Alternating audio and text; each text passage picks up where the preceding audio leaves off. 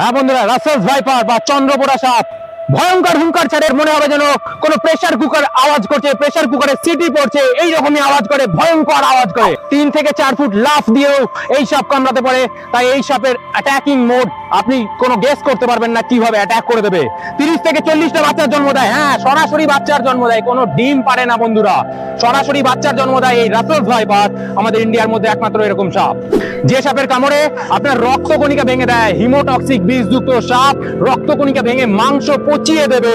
মাসখানেক ট্রিটমেন্ট চলার পরেও মানুষ বাঁচতে পারেনি, এরকম বহু রেকর্ড আছে।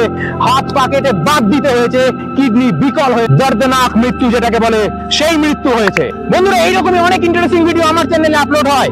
ইউটিউবে যান আর স্নেক সেভার ব্রাদার্স চ্যানেলটাকে এখনই সাবস্ক্রাইব করে দিন এবং বেল নোটিফিকেশনটাকে অন করে দিন। তবেই তো এইরকম ইন্টারেস্টিং ভিডিওগুলোকে আপনিও দেখতে পারবেন এবং সাপ সম্পর্কে কুসংস্কার থেকে মুক্ত হতে পারবেন।